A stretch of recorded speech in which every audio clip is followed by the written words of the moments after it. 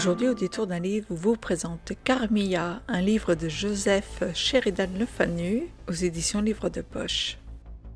Avec Carmilla, Joseph Sheridan Le Fanu a créé l'un des grands contes gothiques qui hantent les lecteurs depuis près de 200 ans.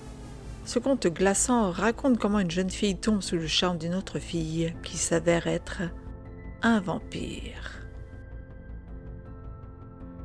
Classique de la littérature, Carmilla est peut-être l'un des livres les moins connus de John Sheridan Le Fanu, lui-même tombé un peu dans l'oubli. L'écrivain irlandais du XIXe siècle vint inspirer avec cette nouvelle qui fait quand même 126 pages, un certain Bram Stoker qui écrira 25 ans plus tard son Dracula. Mais ici, il ne s'agit pas de conte, mais de comtesse. Et cette nouvelle fait partie d'une série d'histoires sur la comtesse sanglante Bathory. S'inspirant du mouvement gothique qui a lieu à l'époque au travers d'écrits mais aussi de peintures, John Sheridan Le Fanu nous emmène en Styrie, une contrée d'Europe de l'Est qui ressemble à s'y méprendre aux Carpates et où les personnages portent des noms français, allemands et anglais, ce qui est assez amusant. Le roman commence par l'arrivée au château où vivent Laura, une jeune fille et son père, une certaine Carmilla et sa mère. La jeune adulte qu'est Carmilla semble souffrir d'un mal étrange, de langueur et d'un comportement étrange aussi. Sa mère, qui doit poursuivre sa route pour une mission urgente, confie alors sa fille aux habitants du château. Carmilla, d'une étrange beauté, fascine la jeune Laura très vite, et celle-ci oscille entre intérêt, amour et une répulsion qu'elle ne peut expliquer. Le comportement de Carmilla l'intrigue. La jeune adulte ferme le soir venu sa porte à clé et ne réapparaît que le matin très tard. Laura, quant à elle, rêve et voit une ombre venir près de son lit la nuit, s'asseoir et l'embrasser. Très vite, sa santé se dégrade et elle semble souffrir des mêmes symptômes que plusieurs jeunes filles des environs, des mois plus tôt.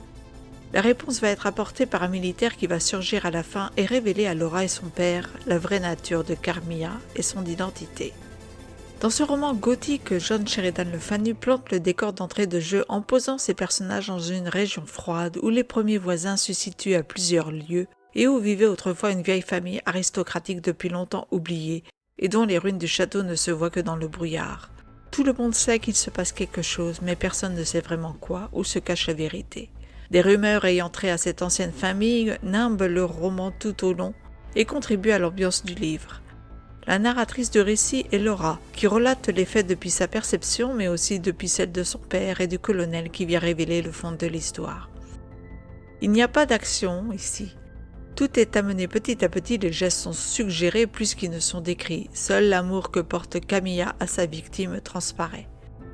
Si Carmilla est moins profond et construit que le Dracula de Bram Stoker, il n'en demeure pas moins un récit que l'on a plaisir à lire.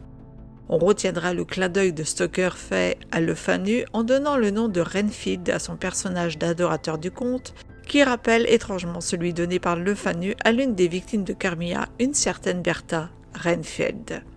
Carmilla, un classique gothique à l'écriture délicieusement surannée, à mettre dans sa valise en compagnie du Dracula de Bram Stoker et de la créature du Dr Frankenstein de Mary Shelley. Carmilla, une nouvelle à laquelle j'ai mis la note de 4,5 sur 5.